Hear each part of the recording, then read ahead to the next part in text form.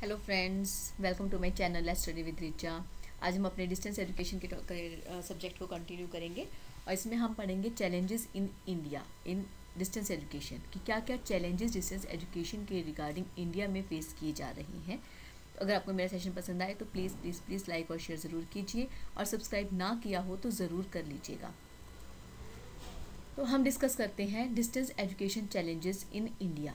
देखिए, distance education का concept, advantages disadvantages सब मैंने डिस्कस कर लिए हैं, एक वीडियो ऑलरेडी बना दी है, अगर आपने ना देखी हो तो ज़रूर देख लीजिएगा।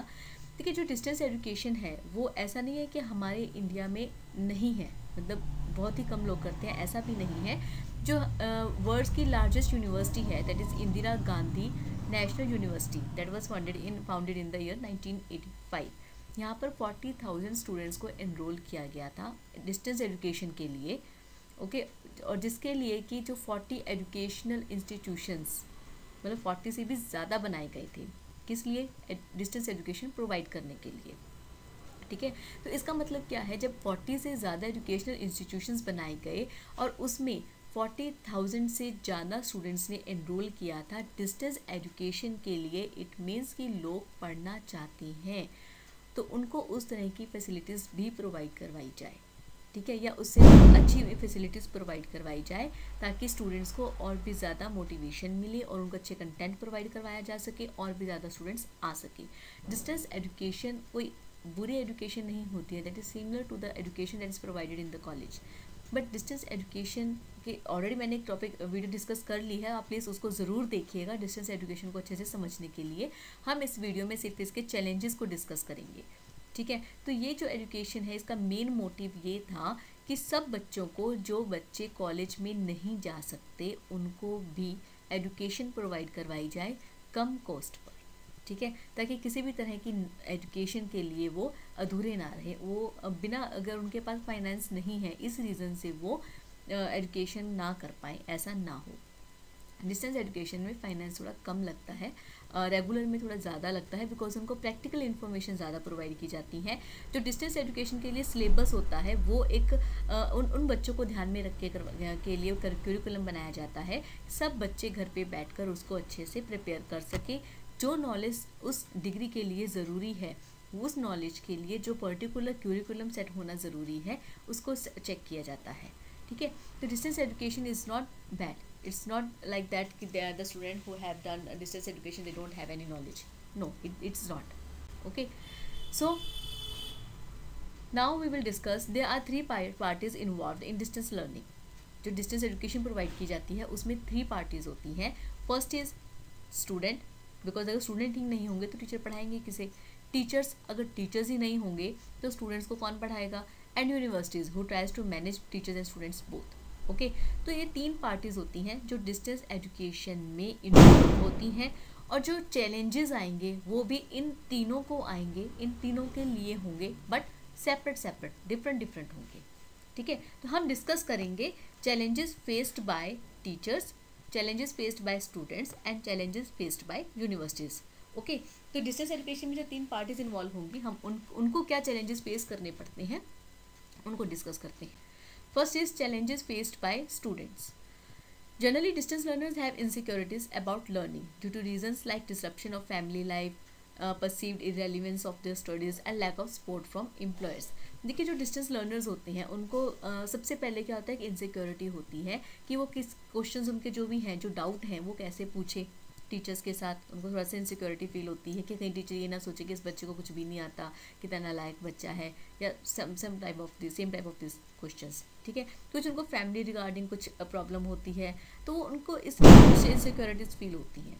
ठीक है, like there is no face to face contact with teacher and students have trouble in self evaluation. अब देखिए, जब स्टूडेंट और टीचर के बीच में फेस टू फेस कॉन्टैक्ट नहीं होता है तो टीचर स्टूडेंट को नहीं जानते, स्टूडेंट टीचर्स को नहीं जानते, तो उनके बीच में एक गैप रहता है।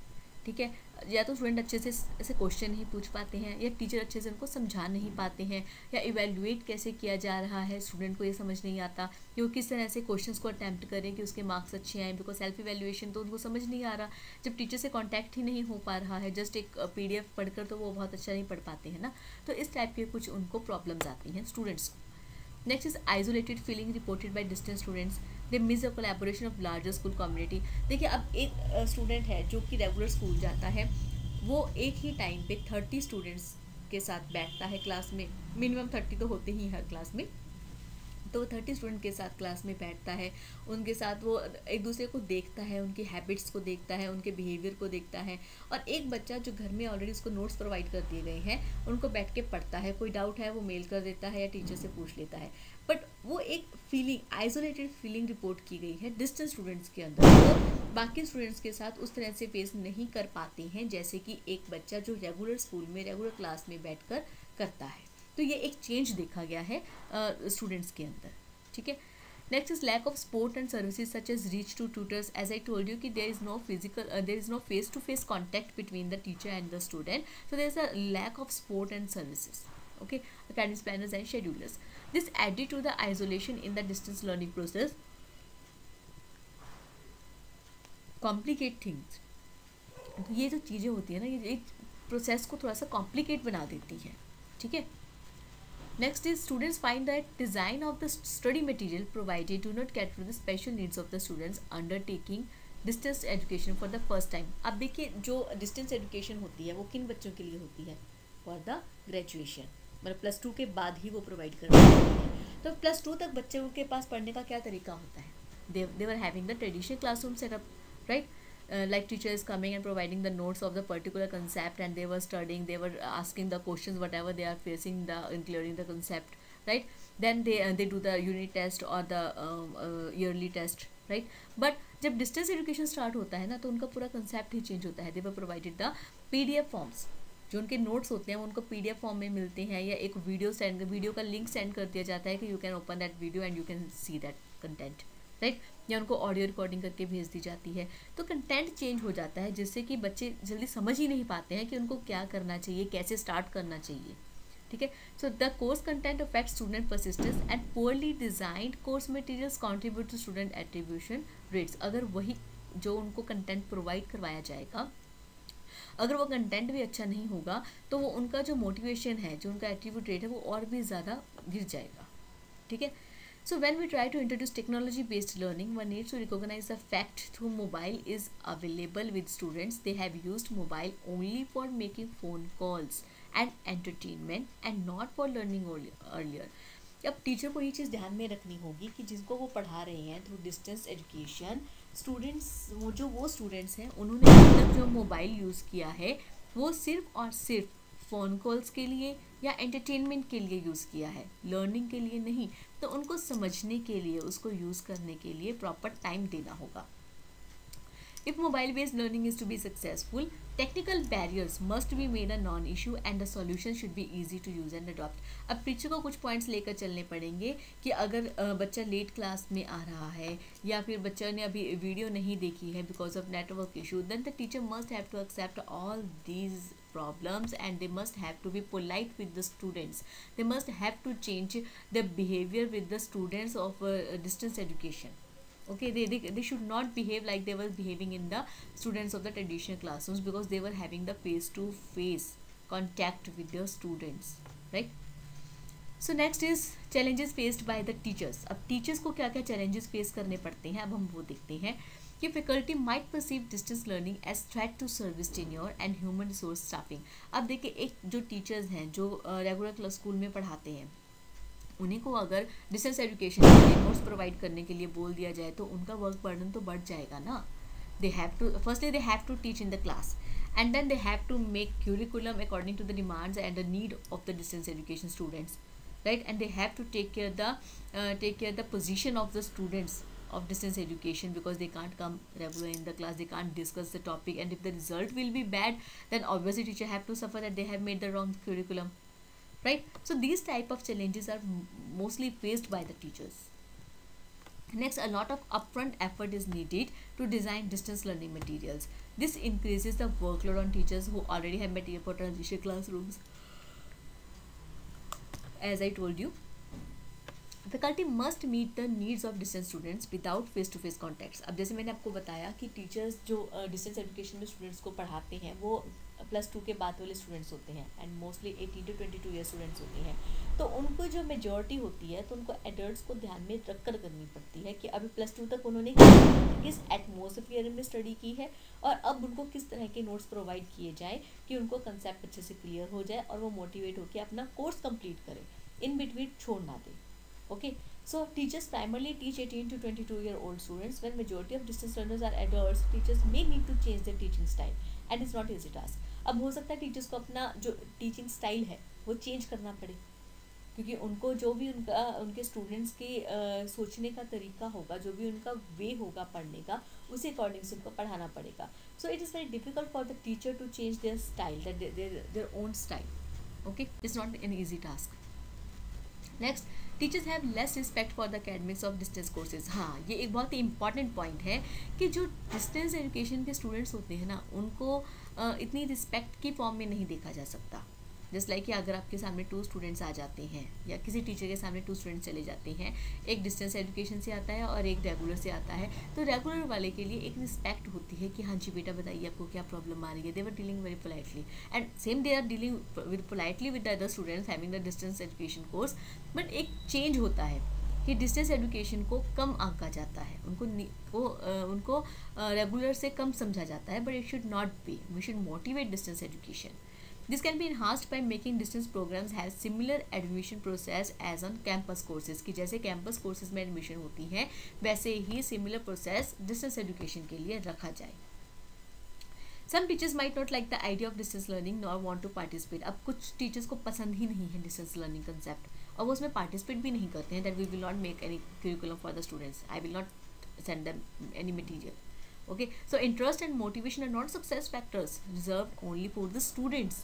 Even teachers need the same.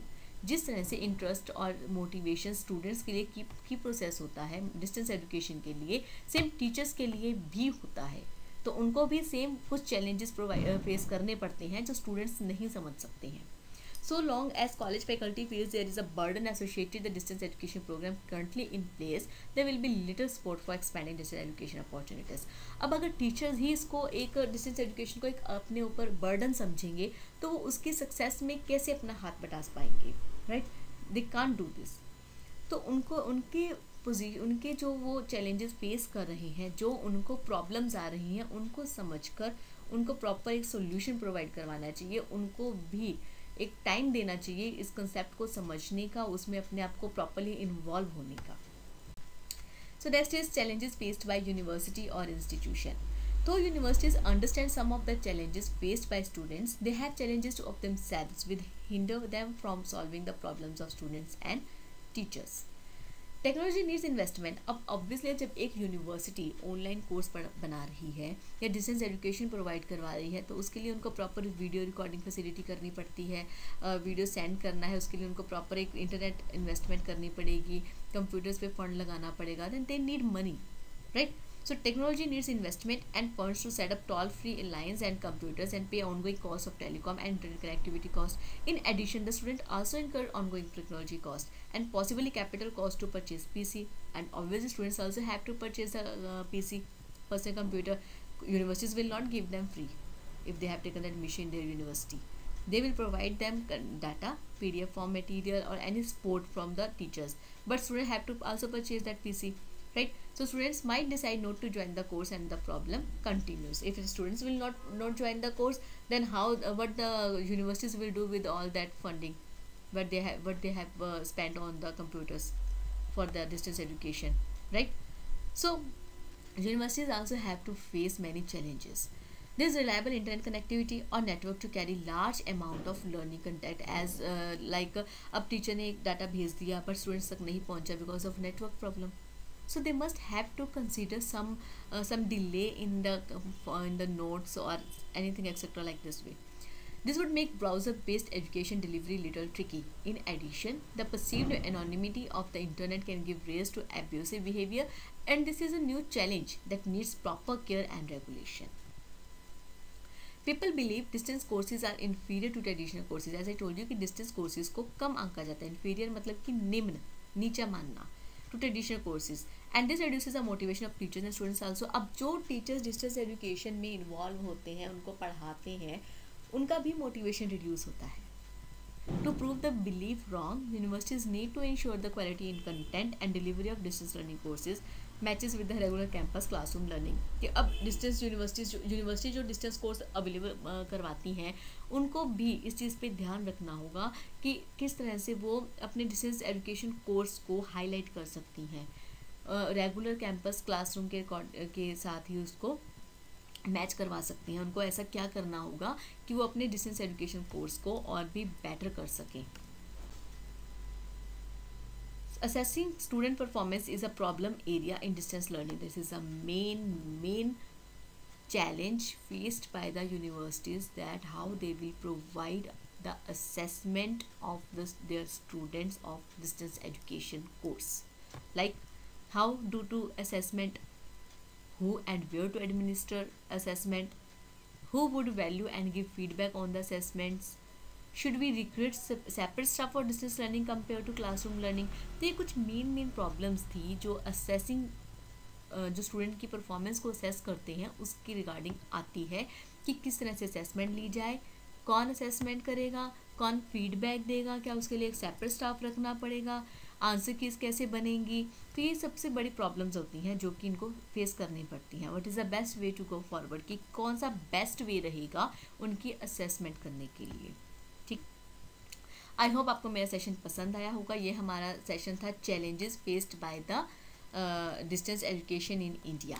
Okay, तो नेक्स्ट हम देखते हैं डिस्टेंस एजुकेशन का एक नया टॉपिक करेंगे। हम इस टॉपिक को कंप्लीट कर देंगे 10 to 15 डेज़ के अंदर ही। मेरी कोशिश रहेगी कि डेली वीडियो आए, और अगर आपने सब्सक्राइब ना किया हो तो ज़रूर कर लीजिएगा।